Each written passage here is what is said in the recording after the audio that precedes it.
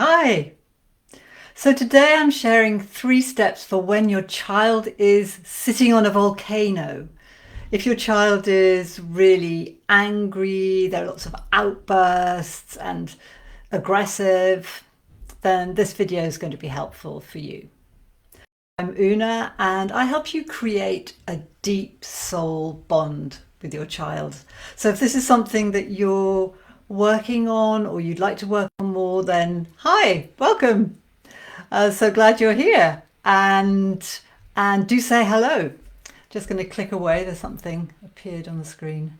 Oh dear, it says action needed. I'm not going to take that action right now. So, so yeah. Recently, I was at a gathering, and one of the women there, she was a mum, and she said that her daughter had been like this. She'd been really angry. They couldn't understand why. Nothing they said or did seemed to work, and it had been going on for some time. And so then something happened. She had a conversation with her daughter, and her daughter revealed, she said to her that the reason was, she said, "Mum, you love me, but Dad doesn't." And they investigated a bit further and they found that it was because this mum had been telling her daughter, "I love you," but the dad hadn't been saying that in the same way. And so the mum went off and talked to the dad, and he started telling his daughter in so many words that he loved her. And the behaviour changed. She was noticeably less angry. And I think this is a beautiful story with so many lessons in it. And one of them, for me, is that there is always a reason for behaviour. And if anger is there, it's really helpful to remember that it's a secondary emotion. So it sits on top of a more vulnerable emotion like fear or worry, or hurt, some kind of vulnerable emotion. And that hurt, it just needs attention. I don't want to say just, it needs attention. And it's never too late. So now I'm going to share the 3 steps I have for you today. So the first one is, if this is happening for you, your child is sitting on a volcano, they're very angry, I invite you to remember and remind yourself that you are not to blame for this. There's no one to blame for this. These things happen. Like this dad, he didn't know that his daughter needed to hear those particular words from him in order to feel loved. He just didn't know.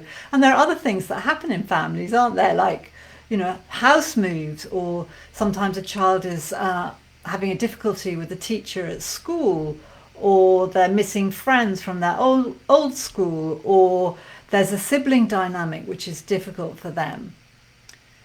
So you're not to blame for these things. And even if you're getting angry, because anger kind of breeds anger, doesn't it? If you're finding yourself getting triggered by your child's anger, again, you're not to blame. This will be to do with old hurts that are being touched by your child's anger, and this isn't your fault at all. And so it's really, really important to kind of clear space from those parts of us, that judge our children, and so on, and come to our heart. Because within our heart we have our knowing, we have access to the deeper feelings that lie underneath anger, and the compassion for those deeper vulnerable feelings. And while there's a lot of noise of opinions of parts of ourselves that are worried and trying to help us and telling us this and telling us that, it's hard to connect with your heart. So you might want to just literally put your hand on your heart while you're listening to this. And just remind yourself, you're not to blame. And your child isn't to blame. And the answers are here for you. The healing already starts when you get in touch with your knowing of why this might be happening.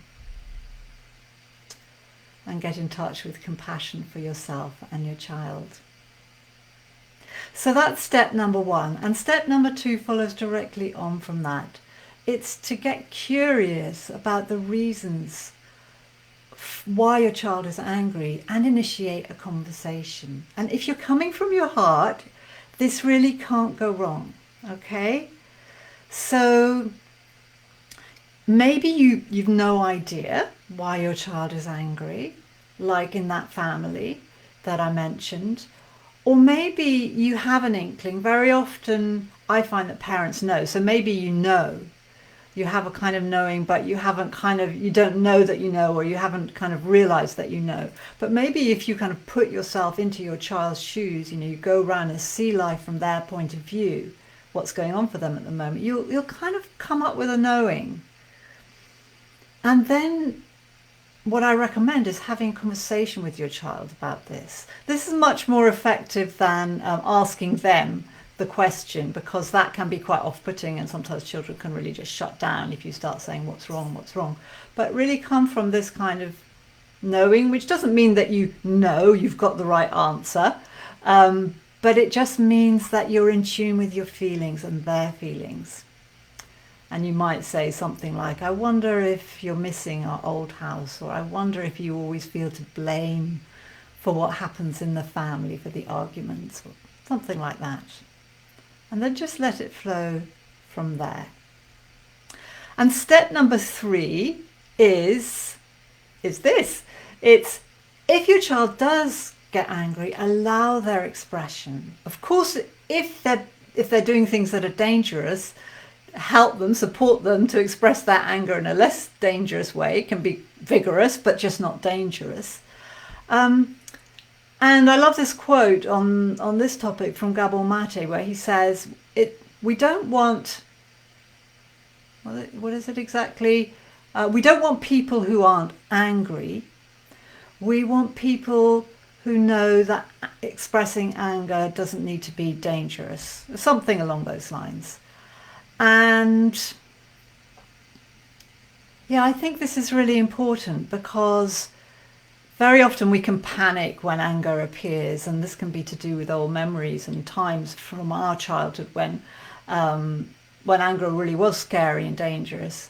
And then if you rush in to reassure, that can be not very reassuring. There's reassurance and there's reassurance, but real reassurance isn't in a hurry. Real reassurance is very kind of calm, and it comes after you've shared the feelings of your child. So don't rush in to reassure. Allow your child to express their feelings. And this will help feelings not to kind of, the volcano effect, if you like. I was talking recently with some parents about, that situation, the kind of classic type of situation, say when a toddler breaks a biscuit, and then there's a big expression. And what can be happening there is that your child is upset about the biscuit, but there are kind of layers laid upon their experience of anticipating they won't be understood in their expression. So do allow your child to express their emotion, and the more that you allow it, the less the kind of intensity will become. And the more, the inverse also applies, the inverse, that, the more you try and fix it, or even if it isn't really repressing or, rushing in to reassure, the more that can actually kind of compound the feeling of confusion. So those were the 3 steps. Remember that no one is to blame for this. That's really important. Secondly, get curious about the reasons for your child's behaviour and initiate a conversation. And thirdly, if they do get angry, allow their expression. So if this has been helpful, do give me a thumbs up or a heart, or share with others. Great to have you here, whether you're watching live, watching the replay. And talk to you again soon. Bye.